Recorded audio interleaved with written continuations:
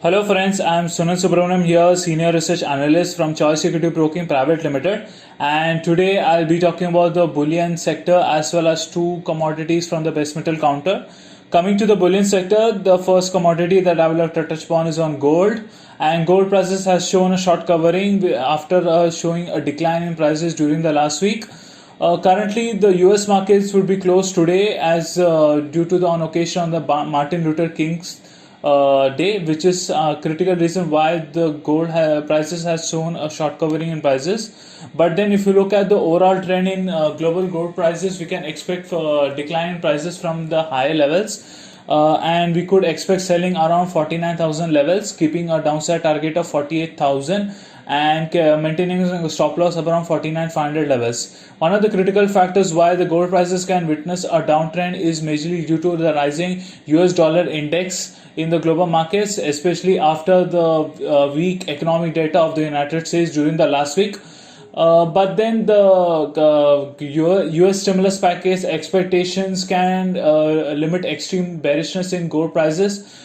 However, if you look at the US dollar index factor, the Fed has recently given a dovish outlook that the Fed may not go for any further rate cuts or neither increase the rate cuts anytime sooner during the coming months, which is another clear factor that can keep overall a dicey movement in global gold prices.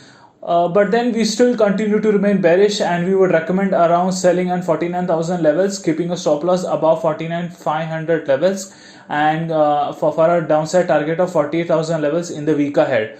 The second commodity that I would like to touch upon is on silver, and silver prices has shown a very positive rally, majorly due to the hopes of rising stimulus package in the United States as per the Democratic elected president Joe Biden, who has recently proposed that things are proceeding quite well when it comes to the stimulus package.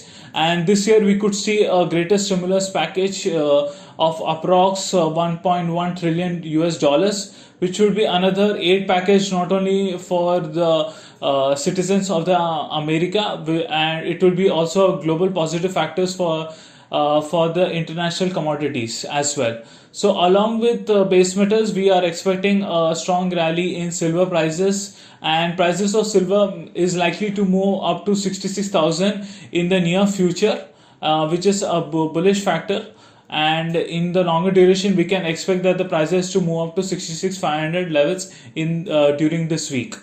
The third commodity that I will like to touch upon is from the base metal complex, that is nickel. Nickel has shown a good positive rally after a last week decline in prices, and this positive rally majorly came from positive economic data from the China, and as well as positive fourth quarter results for the year 2020, which is another clear factor that has actually supported the base metal prices, which includes nickel. So nickel as a commodity is expected to show an incline, even though there are still worries that the COVID-19 cases could rise in China. But then overall sentiment continues to remain bullish, and I would recommend buying around 1320 levels in January futures for the upside target of 1340 levels, and one could maintain a stop loss on 1310 levels on a closing basis. So nickel as a commodity looks bullish for me. And lastly, I would like to talk about on lead. M6 lead futures has also shown a very good rally during the last week, and the prices are currently trading around 167.5 levels. At this current price levels, we can expect that the prices to move up further.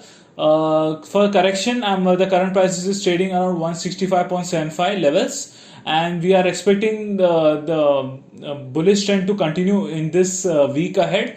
So I would recommend buying around at 165.75 levels, which is the current price level, for the downside support, which is the around 163.75, which is a good stop loss level, keeping a target of 169.75. Since the import data and higher industrial demand is reported to be higher in China and other manufacturing industries, which is another clear factor that can actually support the M6 lead futures in the near futures. Along with M6 lead, the LME, nickel and lead futures has also shown positive rally due to declining inventories though there are worries that the European Union could continue the lockdown situation due to the second wave of COVID-19, and in the case of United Kingdom, the ongoing strain virus, which is actually causing disruptions in the supply chain as well as in the industrial activities. Overall, market is looking very cautious, and investors are looking very cautious on the Indian market scenario as well as in the global market scenario.